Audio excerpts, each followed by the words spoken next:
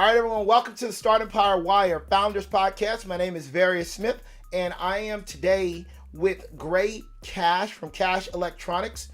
The Founders Podcast is all about interviewing those entrepreneurial leaders in the startup community. But not only do we interview the leaders in the startup community, we interview those people who are feeders in the community. They are government entities, universities, and others who are important to this local ecosystem. The goal of the Startempire Wire Founders Podcast is to be a support for those entrepreneurial leaders who are out there taking risk and making things happen. So today we got Gray. Gray, give us an introduction. Tell us a little bit about yourself and about your company. My name is Gray Alexander Cash. I am the founder and CEO of Cash Electronics Designs. We are a research and development think tank, and we are focused on creating solutions that have world-impacting implications. What we're currently working on right now is called the magnetic energy converter. What it actually does is it extends electric vehicles by 30 to 50%. And that's what we're currently focusing on. It's our current IP right now. Awesome. Okay, cool. Okay, so go ahead and tell us a little bit about yourself, like as a person.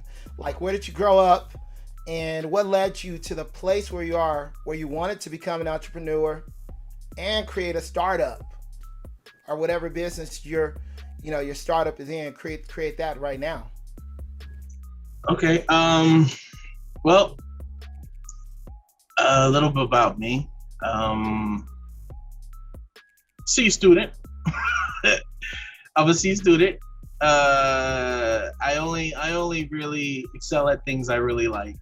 So like there's a couple of A's in there, like robotics and science stuff. I always received an A because it was easy. I was just interested in it. Let's see, as far as me as a person, I like the game. Vacation, no different than anybody else, I would assume, like strolling on the beach, doing that Drake, I'm doing Drake Sound Too Sexy. Oh, yeah. Yeah, on the beach in that music video, The new one. I was saying, as an individual, I do have certain skill sets that allow me to lead it, that really allowed me to lead the company appropriately and strategize appropriately. And because when it comes to starting a new business, there are so many potholes, and people that are saying, "Oh, I'm gonna help you," and what they really want to do is just drain your pockets. Right. Did you grow up here in Southern California? Yeah, I grew up in Southern California, and I grew up in Rialto. So I went to, as far as elementary, I went to Garcia Elementary, then went to, what is that school called? I can't remember the middle school I went to. JU Middle. I went to JU Middle and then Rialto High School. Yeah. Then Rialto High School. And then I dabbled a little bit at San Bernardino Valley College.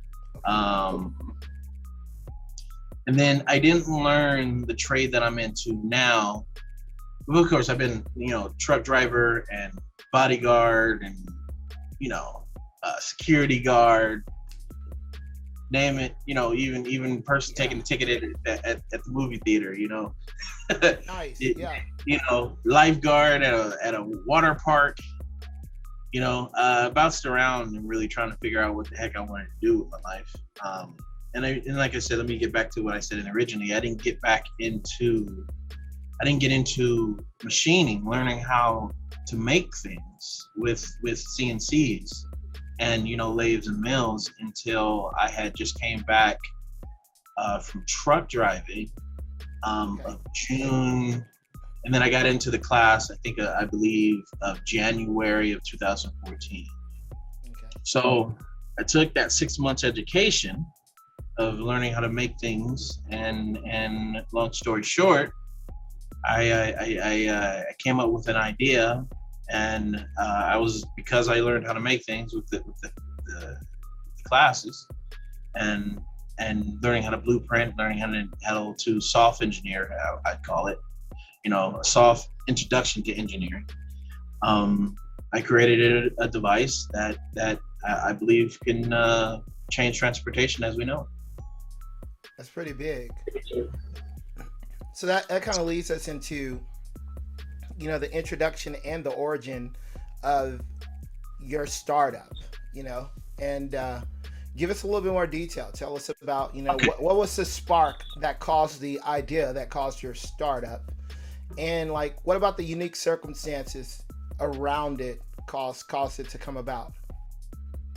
Well, the origin of the startup is really is one of of being at wit's end, really. You have all this skill and all this talent, and nobody give you a shot because, I'm just out of machining school, and there's these $500,000 machines that people are leery of you getting on because, if you crash them, that's a big pay bill to, what's the name? So, it's an art to let people see and believe in your skill, but apparently I didn't have it. So I was really struggling getting a machining job at the time. Okay. When I came up with the concept of this thing, and I was fed up. I was literally fed up, and I was like, you know what? I know I have all this talent. I know I have all this skill. I know I'm capable of doing whatever, right? But nobody will give me a shot. You know what I'm gonna do? I'm gonna start my own business. I'll show them all. It was my, didn't that guy interview with us? Yeah, I interviewed with you, and now look at me. I love it. Yeah. That was my mentality of the origin of the company. And then I was thinking, well, okay, what the heck am I gonna make? What the heck am I gonna make in this business? All right. So I just started thinking, and this toy I used to play with, it's like a rev up truck, just kept coming back to me, and I dismiss it and pop back up, right? And I dismiss it and it pop back up, and I was like, you know what? Maybe it's popping up for a reason. And I was thinking about it, and I know I wanted to do something for cars because I have a real passion for vehicles. And I was like, and I was like, I wonder if I could make something that generates energy for an electric car, like an alternator, but with the wheels while it's driving. And I said, I wonder if I could do that. And I didn't know at the time. I mean, I didn't know if I could do it, but I was like, if I can make that thing, that's gonna be big. That's gonna be very big if I can figure that out. All right. So I got to working. And through several iterations and drawings and process of design evolution, I came up with the current design that it is, and then we received our utility patent for it, fully issued. Wow. So do you say you have a little bit of a background in mechanical engineering from that perspective? Well, mechanical engineering would be self-taught. Okay. Mechanical engineering would be self-taught. So I learned the basics of creating any functional designs, and then took it from there into self-education and learning how to mechanically put things together, because you have to learn the basics of engineering to be a machinist, because technically you have to read the engineer's blueprints. You have to know what he means. So you have to have a not the in theories and in functionalities and in the higher education of sciences. You don't have to learn that. You have to learn as a machinist the basic engineering of how to create the parts in which that they want made, and how those things assimilate together, and the mathematics that go along with that. So you learn all the basics of the functionality of the physical actions of an engineer, but not the higher theories. Oh, awesome. So I then went and learned what I needed to learn in order to make this device a reality. How long was that process?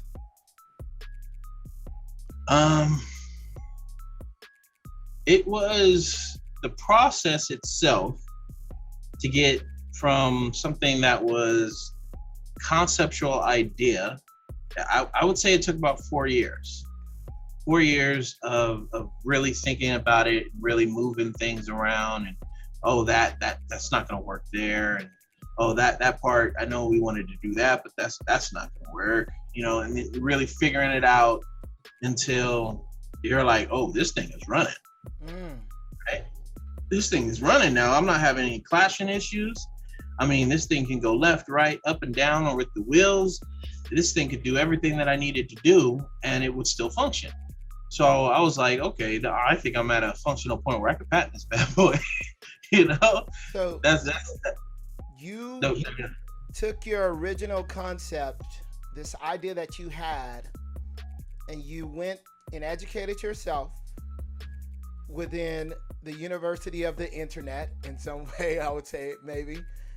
And then you brought it into real life, and you created this piece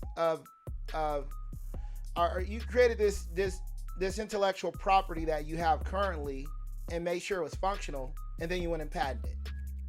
Mm-hmm. Okay, cool.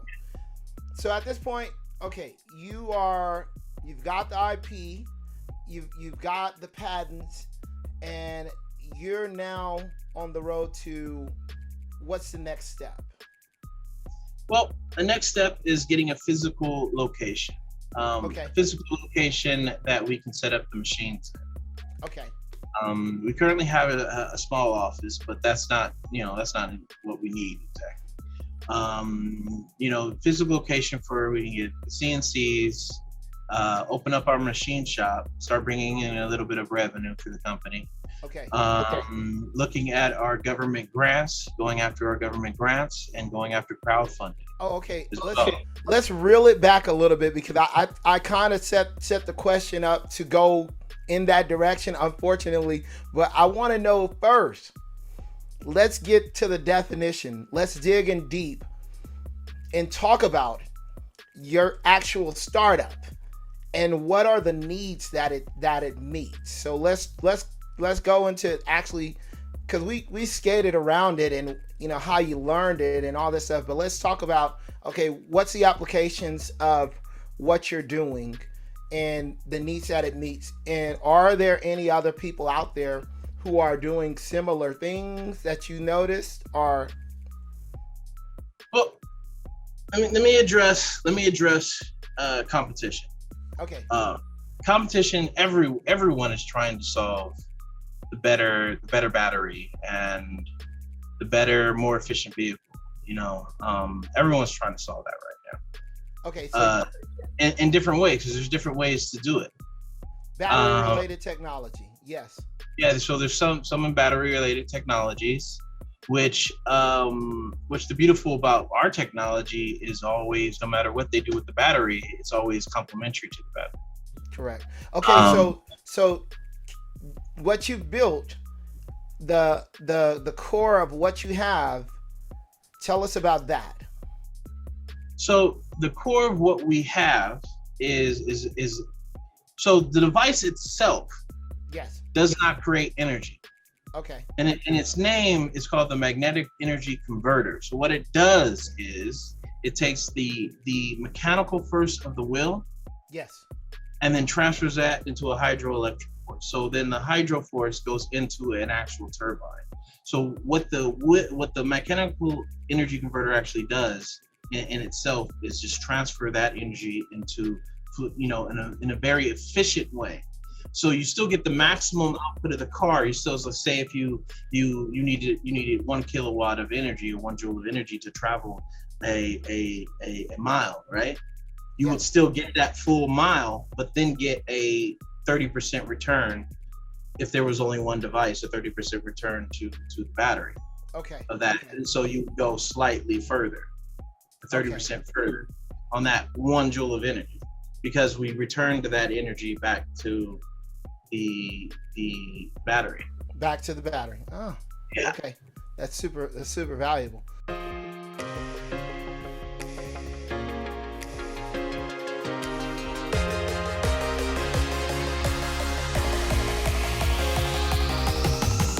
The Inland Empire startup ecosystem industry is tremendously fragmented.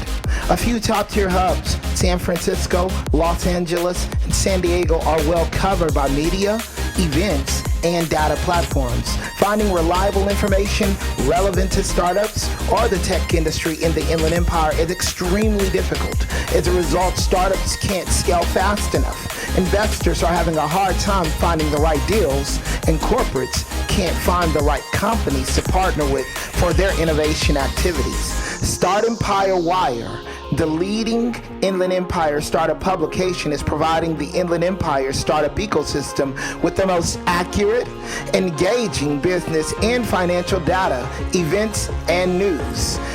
Our reach of entrepreneurs, C-level executives, angels, VC investors, startup employees, key management at innovative corporates, and big tech is the solution for your B2B or B2C needs. As we build out our platform, we're looking for partners. This is your opportunity to get in on the ground level.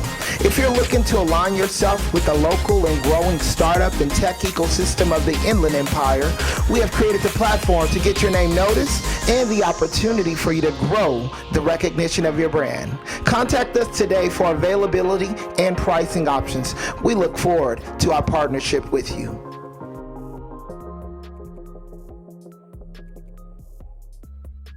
Okay, so Okay. Okay, so the name again. Say the name one more time, so I can just. I didn't get to name it. The lawyers named it. Okay. Internally, we've been calling it MET, but the official name is the Magnetic Energy Converter. Magnetic energy converter. Okay, no, that's a cool name. I mean, it's definitely very geeky. Magnetic energy converter. But you call it internally the MEC. Yeah. I love it. Yeah. That's cool. Okay, that's cool. All right, so okay, now let's go back to the competition stuff. Like you're meeting the need of converting that energy. Who else may be doing something like along the lines of what you're doing, and how is what no. To my knowledge, no one has cracked rotation of will. Oh wow. Okay. Yeah. That's why we didn't have to even negotiate for our patent, because no one had done it. Really? Wow. Okay, because I've heard of, like, I think it was the Nissan Leaf. When you're braking, it creates energy that goes back to the battery. Oh yeah, all electric cars, just the fact that they're electric, have when it's not necessarily when you're braking, it's when you let you off of the gas pedal. Okay. The electric motor, when it's not being applied with energy, double acts as a return. Okay. As a generator. When it's not being applied with electricity. So in my view of this is holistically. So there's all kinds of energy that when the car is in motion that can be harnessed to put energy back. It's almost like looking at it like a rope is where I like to picture it, right? Okay. So the more strands of the rope you have, the stronger the rope, right? Correct. So if you have while the car is moving, producing energy back to the vehicle, and you have while the car is stopping producing energy back to the vehicle. Okay. You have a stronger system. Road. Okay. Yeah. And what we do know about electric vehicles right now is that their conversion from chemical energy to mechanical energy is very inefficient right now. So there's a lot of room, if you can figure it out, how to make the car more efficient in using its energy. Oh, wow. Okay. That's interesting. So there's a lot of innovation that can happen in this field as well. Oh, yeah. Yeah. See, okay, so in any evolutionary product, let's say, okay, so in first principle thinking, you think about when you're thinking about how to innovate something, everything has an innovationary process, right? Right. So we started out as walking, and then we saw horses, and we're like, ooh, I think I can ride that thing, right? And then we'll figure out how to tame horses, right? And then some smart guy says, I don't like horses. I don't like picking up the excrement. I don't like dealing with that. I bet you I can make something I can ride. And the bicycle comes about, right? Yes. And then so on and so on and so on and so on and so on. And then we get to the car. Those are mechanical things. And then at a certain point we had the electric car in there, but then we were like, well, no, we like gas better, right? Yes. So electric cars innovation, even though it is coming around and is sophisticated and things like that, it's still a baby in its evolutionary standpoint. That's true. Yeah. It's still a baby. So while we're cracking as a population of people trying to make the battery better, right? Yes. I know they're going to be doing that. So I'm going to jump maybe 15 years in the future and start cracking, once they fix the battery, what they're going to be looking at next. Yes. And that is harnessing the other energies that come about. As I like to call them, I call them multipliers, because you have your initial energy that moves the vehicle, but once the vehicle's in motion, you have multiplier of gravity pulling the car down. You got, air resistance hitting the car. You have inertia. All of these multipliers that occur once the car is actually in motion can be used to create energy, or I shouldn't say create energy, because the official term isn't creating energy. It's more along the lines of harnessing a return or a partial return from the initial output energy. Okay, awesome. That's pretty fascinating, and I know it can get deep. I know it can, you can go into a lot more details on that. And that kind of does segue into like the next question. Tell us a little bit about your growth as a startup from when you began till like where you're at right now. So, in reality, I knew that until I had that patent, it was just, pipe dream. So I have been working on it and putting down connections, and I've been working on this thing for going about 7 years now, and it's just now coming around to really start to bear fruit, where we're getting people on the project. We're gaining funding. Friends and family has really shown up and really, gave us a decent amount of money to be able to start this endeavor, and really produce something that is going to be what I feel is world changing to transportation. That's great. So friends and family have played a big part. You've gone through your friends and family round. You guys are moving into maybe like a seed capital round. Are you looking for that? We're actually going to jump past a seed capital and an angel capital. So we are a deep tech startup. We're going to go right past that portion. Okay. So let's get to that in a few seconds. Tell us about some of the pains so far, growing pains of what you've had in your endeavors at this point. Okay.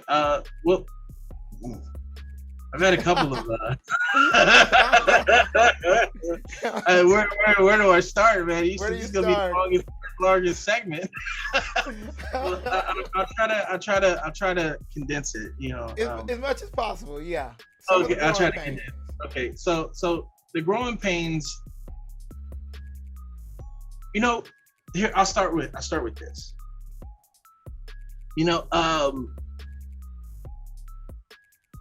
Life is interesting, and you don't find this out.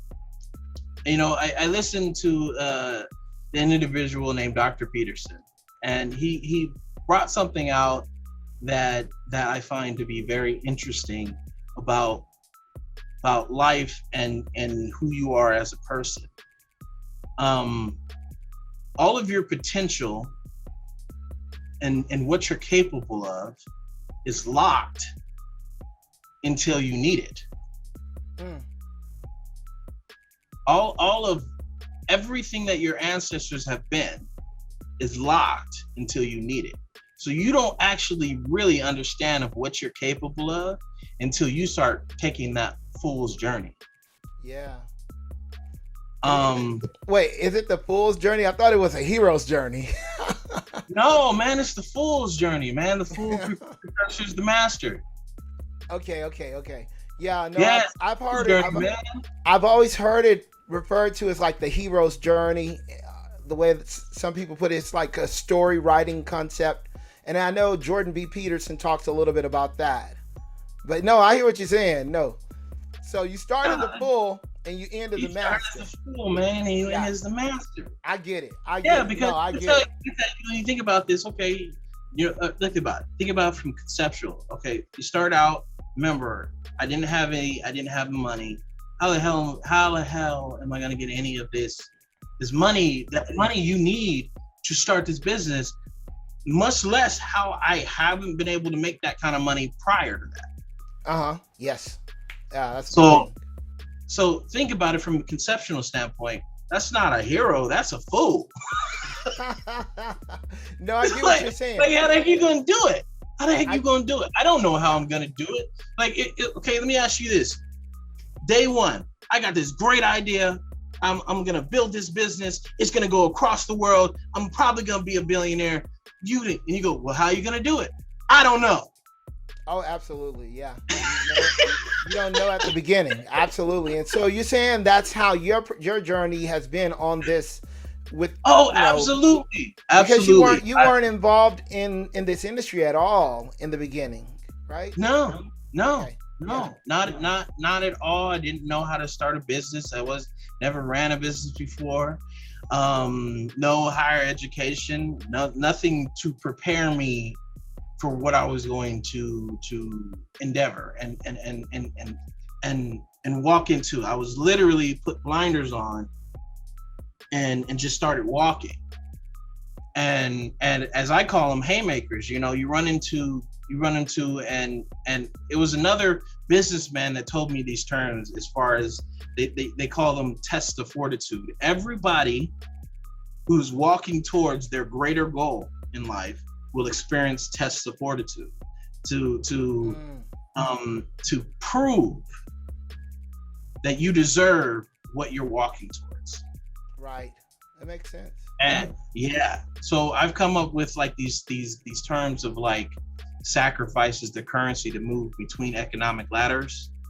You sacrifice all of the things that you want to do, like going to the movies, going to this, and so holistically focusing entirely on your goal, even right down to the point of when you arrive at any decision in life, you look at it like, is this going to get me closer to my goal, or is this not going to get me close to my goal? And you actively say, I can't take that road. I got to go over here, even no matter what it is.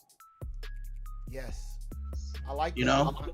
I love that, man, because it's so true about an entrepreneur and the journey that you will take as an entrepreneur is, the risk that you take, that's really what it's about.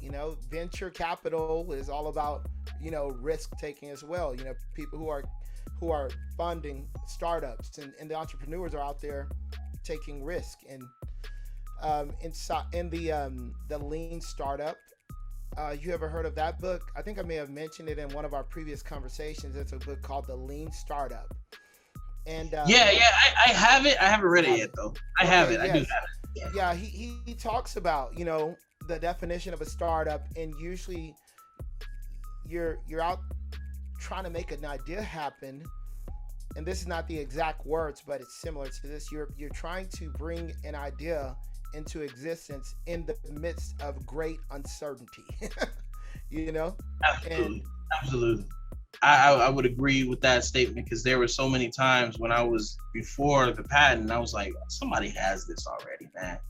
That little dude, don't do it. Somebody has it. That's gonna be 40. That's gonna be a start of a lot of money that you don't have. It's totally walking in faith. Right. That's awesome. So we went through the growth of your startup, and now let's move on to like where we were about to go, the current needs. What about your current needs? Like, what are those? Like, is it funding? Is it, like you said, current space? Needs, obviously, we have a strategy to gain our funding that we're implementing that so far has been successful. And that's one of our questions. What are you doing to seek to meet your own needs currently? Like, how are you trying to accomplish that? Well, one of the things I knew I was going to have to do first and foremost was make my credit extremely good. Okay. And in that endeavor of before I had the patent, and before, it also was a process of paying off all of my debt. Yes. Who I had no debt. Yes. Right. So conceptually, that does two things. One, ups my credit score so I can use it for the business. Right. And then two, I don't need so much money to live off of. Making your bills as small as possible, like paying off your cars, paying off your credit card debt and all of that. So you literally get your bills down to what you need to survive. Right. And then if you wanted to spend extra, you can. But it's like I've gotten my bills down to something like $700 a month. That's amazing, especially in Southern California. Right? My bills down to like $700 a month. That's a miracle feat. I own two cars, right? And I'm not what's the name of it all, because I spent all of my extra money rather than going to the mall, buying extra clothes, rather than going to the movies, rather than going on dates on this particular aspect. In fact, that was one of the things I sacrificed. So I wouldn't be spending extra money was no dating. That's tough, man. Bro, you got to understand, dating has a dollar figure towards it. I know that. I could testify to that.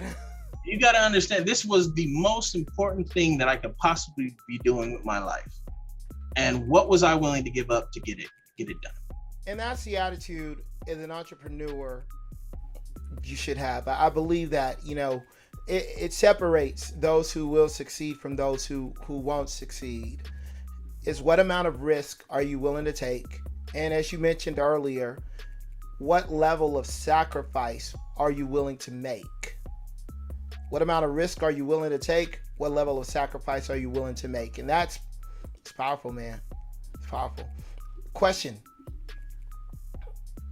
With everything that you're doing and, making your expenses as low as possible, making the sacrifices needed to reinvest back into your business, all of those things that are going on, what are some realistic current needs that you could just put out into the ether that, hey, once we get this, we're going to be moving to the next level?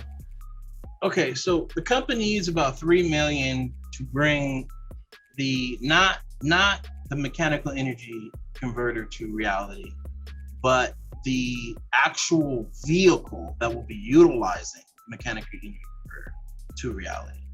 Okay. So like the actual car. the actual car, which we're calling REV, for regenerative electric vehicle. And bringing that into reality so that we can actually show, our customers, which is the electric vehicle manufacturer, well, one of our customers, an electric vehicle manufacturer, that, hey, this thing is a reality. You can look it, touch it, taste it, feel it, drive it, and know that it is reality. Have you made any connections in that regard yet? Yeah, we made a connection. No particular deals or anything yet. We haven't talked about anything serious yet. Inroads to Hyundai, Kia. I just went to a convention this last Saturday, and made inroads to, I think. Was that the one in Irvine? Yeah. That was a pretty big. I wanted to go. I was looking at going, but I saw the photos that other people were posting. Like, man, I should have went. Yeah, it was pretty cool. It's pretty cool. Let me know when you go into some of those things. I would gladly, we could tag along, man. All right, man. We got CES coming up here. Oh, that's right. That's a big possibility. We got CES coming up here. Yeah. We're waiting for them to put their tickets up, but we already got the hotel booked and everything. That's cool. We can yeah. So off record. Yeah, so we got that coming up. But so and making inroads, and that's generally how I've done it, is just happened to get lucky, and people from corporate were being there. Look, so this is the kind of determination that you have to have as an entrepreneur. You not only have to have, being able to be flexible and live in the moment, and have a overlistic plan, and constantly check that plan for what is actually happening in reality, and then being flexible in your plan to change what you need to change in order to have the outcome that you desire. Because a lot of times you'll put a plan together and you'll go, oh, that's not going to work. Yeah. What do? You get stuck? No, you have to come up with a new plan. You have to come up with a new plan. You have to be, with it on coming up with a new plan. So let's say, here's an example. I go to Hyundai stand, right? And I speak to one of the individuals. He goes, hey, is anybody from corporate here? He goes, oh, no. People from corporate are, they left this morning, right? Right? So I leave. I go and talk to other people. I make some more connections. Let me try again at Hyundai. Let me try again. So I walk back over and I see like another young kid, and I ask him, hey, is anybody from corporate here? He goes, man, they're here, but they don't want us to send anybody to them. So they tell us to say that they're not here. And I go, oh man. And then he goes, but I'm gonna tell you this, 10. Right? I'm like, what? He goes, 10. I go, oh, okay, right. So then I walk over there and I go into their little, fancy tent that they have, and I sit down, right? And I just watch. I just watch and observe. Now my hunting is on, right? I'm hunting, right? I'm hunting for the right people, right? And I'm just looking at clues and looking at people, people that walk into the tent and they grab bags. No, those aren't the people. They're grabbing bags, people that do these events grab the bags before or after. They don't grab the bags during the event. Okay, annex those people, right? We got this other guy sitting in here. Maybe he could be someone. He's been in there for a long time. Maybe he could be him. But I'm like, probably not. So he gets up and he finally leaves. Yeah, no, not that guy, right? So there's a group of people that were over on the right, right? So after that guy got up, one of the ladies stood up and walked over to the couch, right? And straighten up the pillows, right? Straighten up the pillows. Like, no average person who's just here for the convention was going to straighten up the pillows. So that gave me my first clue that this was the lady I needed to be trying to talk to, right? So I started watching her. The next thing I know, a little bit later, one of the guys who are cleaning the cars, make sure the cars look clean, comes in with 2 bottles of water and goes and gives it to her and the person who's talking to her, right? So I'm like, bingo, because that was like look, I want a brown nose, I want a brown nose to the bosses, kind of a, here, you guys thirsty. You know what I mean? Correct. So I'm like, that's who I need to go talk to. That's her, right? So I get up and say, excuse me, ma'am, by any chance, are you affiliated with Hyundai? She goes, yes, I am. You got to understand, you have to have, let me get this done no matter what mentality, and tap into every skill set that you have in order to be a proper, entrepreneur. Whatever it takes. Yeah. And she ended up, she says to me after I give her my smell, I'm the company, I'm the, all the smell, right? And she goes, well, I only carry one card with me, and I only give it out to one person, one event. Sir, you have the ticket. That's awesome. That's how right? you got in. That's how you got in. That's what it takes. It's whatever it takes. I get it. No, that's awesome, man. That's a great story. It's like illustration. I think someone said was hungry, be like a hungry dog on the back of a meat truck. Yeah. hungry dog on the back of a meat truck. There is a blueprint. I'm not kidding. There is a blueprint. If you look at any successful entrepreneur, there is an exact blueprint that whether I know I'm following it or not, or if anyone else follows it, there is an exact blueprint on how to make your business successful. It doesn't matter what business it is. Yeah, absolutely. I think, that's absolutely necessary. That gut level, whatever it takes mentality. So tell us a little bit about right now, where you're at, your short-term immediate goals. You started to tell us a little bit about that earlier. All right, short-term immediate goals. Currently, we're in the process where we found a location that we like, and we're negotiating to get to the location, right?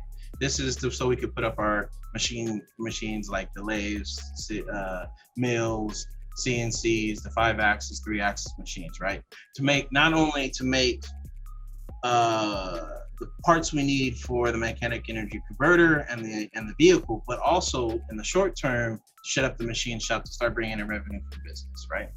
So there's that goal that is running simultaneously along with running our, trying to get our government grant, right? Putting that proposal together about telling them about the technology and how it could benefit the world, how it's going to impact the world, all of those things, right? So you have that running simultaneously with the government contracts, right? And then now you have meeting with the lawyers in order to get your company ready for crowdfunding. You got that running with. Okay, so you got that running with the simultaneously with the others. So simultaneously, you're seeking to find that immediate location. You're negotiating for that. You're also focusing on the government grant simultaneously. And also you are seeking to set up a crowdfunding campaign as well simultaneously. Those are 3 top things right there. Let me ask you, are you already at? There's more. There's still hiring. There's still proper talent. Yeah. There's still contracting, because everyone has to have a contract because they have partial ownership in the company.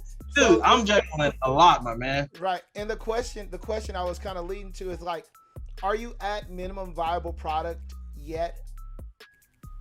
Or if not, when do you expect to be at minimum viable product where you can see how the market will react to it? We expect to have a minimum viable product by at least a year and a half. At least a year and a half. Okay. Yeah. Okay, cool. So that's, I guess you would say within a year and a half, that's the most immediate goal. And you have a lot that you're juggling. I get it. Oh my God. No, I understand like you juggling a million things at once. But I guess that's what it takes, right? Whatever it takes to get it going. So whatever it takes. What about? It's like go ahead. It's like when you get tired. This is what I tell myself when I get tired, because she's like, who could do all this stuff yourself? And it's really hard to do a lot of these things yourself until you get to a point where if other people are like, yeah, man, that looks cool. I want to help you. Yes. And they're like, that looks cool, that has plenty of potential, let me get some of that equity so I can help, right? Yeah. But there's a long period of time where you're just doing everything by yourself that, I look at it and I go, well, what the hell else am I gonna do? Yeah. Yeah. And You know? I know the the one thing I think about when I ask you about minimum viable product is like, you with the minimum viable product, you get a feel for what the market and how the market will respond to it. Mm-hmm. Yeah. And so like until you do get there, you don't really know. And so do you feel like, I mean, that's just the risk you're willing to take, right? Well, we had some alleviators. This journey that we went on with the I Corps program, where we got to actually physically interview people, and we had guided information on how to interview the people that will let you know whether or not your product will have market fit or not, right? Okay. Yes. So what we ended up doing was interviewing through the course. We had to interview 2 people per week, and on that course, we had to ask particular questions that would yield, open-ended answers. And through that investigation, that was like, oh, we do have a market fit. Yes. We do have not only, and we know because we weren't speaking to manufacturers at that point, we were speaking to their customers. Okay. And we knew our product, if it could solve pain points that their customers had, then the manufacturer would be interested in purchasing our product because of their customers. Right. What right. their customers wanted, right? And we figured that through offering a certain amount of range for vehicles, that it would accelerate, it would make it more comfortable for people to adopt electric vehicles. Yes. Because what we found out is most electric vehicles, until the infrastructure catches up, like we're talking not just in California, but across the whole United States, right? Most people are going to be tethered to their home. So they're only going to get it half of the mileage in which the vehicle is. So you have a 200-mile car, you're only getting 100 miles. Unless right? you get a Tesla. Well, it doesn't matter. Even if it's a Tesla, if 400-mile Tesla, right? Yes. And you get it in Texas, really no charging, right? You're still tethered half of your mileage to your home, because if you don't turn around, you're going to run out before you hit home. Do you understand? I see what you're saying. Like if you're making a long trip, right? No. What I'm saying is you have 400 miles. You can't go more than 200 miles from your home. Right. Because if you go 201 and you try to go back, you're going to end up 1 mile short from your home. Yeah. Because you're charging. Because the charging infrastructure hasn't caught up.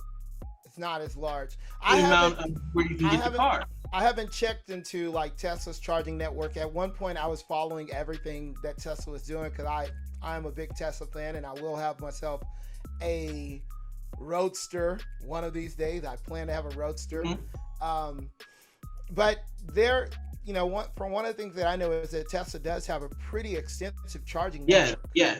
Along all of the highways, Right. But if No, but I see the value of what you're talking about, though. I do understand that. So not having to make that stop is a huge plus as well. Yeah. So and then what we found out is that some people forget to charge their cars at night. Oh yeah, right. People forget to charge their cars at night, and they will hop in their car thinking, because they still have that gas mentality. Yeah. That what's the name? And then the car shuts down and they're on the side of the road and late for work and all that stuff. So people we've also identified that. So how we could solve that again is offering that large amount of range to give people an extra cushion. Because what we found out is most people only travel something around 70 miles at most, right? Per day, right? 70 miles those are the really drivers, right? Those are big drivers. I honestly don't do that much. I don't commute though, so I'm a different story. Yeah. So those are the big drivers that do that. But even people, most people drive much less than that, right? Correct. So unless you get a Tesla, most of the cars that are being provided, if you don't charge, yes, yep, you're not getting to work that next day. Absolutely. Or even with the lower model Teslas, a lot of people end up on the side of the road with the lower model Teslas. Yeah. I'm not sure where the Model 3 is. Again, I said I haven't been keeping up with Tesla as much lately. I was going to go for a Model 3, but I'm like, what the heck? If I'm going to get a Tesla, I'm going to get the one that I want, So, yeah. No, I get what you're saying. Lower models usually have less range. Okay. So, give us your 3-year, 5-year, and 10-year goals. Well, 3 years, best case scenario is having the car done, having the consulting side of the business up, having the machine shop, and we're expanding to Texas for the manufacturing portion of the company. Nice. Right. And having the vehicle where we're debuting the vehicle at all the shows and yes. we're showing it off like, oh, look at what we've done, and we're showing it off and we're doing the marketing and all the things that we're doing, right? Yes. And then locking down deals with manufacturing after that around the 3-year point, right? Okay. You said 5 years, right? 5 years. All right, 5 years is we're starting to expand into the government contracting, right? So we would have negotiated a place to put an extension of the company onto a military base, right? Where we have the head of the corporation in California, we have manufacturing in Texas, and wherever necessarily the third portion of the government side of the company will be, right? Okay. And we're also getting along the lines of adopting our technology into creating some sort of military vehicle and creating other things, doing engineering contracting for the government, right? So that's 5 years, right? Okay. 10 years. 10 years. 10 years. We are looking at going public, and I'm ringing the bell on the NASDAQ. Ding, ding, ding, ding, ding, ding, ding, ding, right? Yeah. And we're looking at other places to scale the company as far as is now we're at a point where this IP is autonomous and it's running on its own, and I can start something new in the company. So we have one of the beautiful parts about the way we structured the company is that at our core, we're a research and development and think tank, right? So each time that we expand into a new market, it actually enlarges our serviceable market. So let's say like the next thing we're looking at doing is a network, right? An AI-driven security network. Okay. Right. So that's the next thing that we're working on. So we're working on the next big project right around year 10 that we're going to be going after. Nice. And then the whole process starts over again. That's awesome. Okay, so everyone, check out Cash Electronics, Gray. Gray, tell us where people can find you on the internet. What social networks, your website, all of that. The company doesn't really have any social networks. I mean, I do. Company doesn't really. No, company doesn't have any social media. It has just our website where we keep up with what we're doing quite consistently and even show videos and so when you come to that website, you have a holistic view of what we're doing and where we're at. Tell us the URL. What is the URL? That's Cash Electronics Designs at so cashelectronicsdesigns.com. Cash Electronic Designs. My email is graycash@cashelectronicsdesigns.com. And there's also a way in on the website to contact us directly. Okay, as and well. you are on LinkedIn. Yeah, so I'm on LinkedIn. Okay. I'm on LinkedIn, Facebook, Instagram, Twitch. Okay. Yeah. Awesome. I kind of do like when it comes to Twitch, I kind of like play video games and like answer business questions. Oh, for real? No, that's cool. Yeah. So like I mean, you come to my Twitch, I'm like, and I can give you a business education and what you need to get really good, you know. The business get and gamer. The business education gamer. Yeah. I thought that would be interesting curve to a Twitch, you know. Yeah, that's cool. Awesome. All right, guys. We need you to go support Cash. Check his website out. Follow him on social medias. Connect with him on LinkedIn. If you are an investor and you're interested in Cash, reach out to him at any of those channels as well. And that's pretty much it. Thank you for coming on, Cash. I really appreciate you for coming on to this interview. And ladies and gentlemen, tune in next time with the Founders Podcast. I'm Various Smith. This is Gray Cash, and we are out.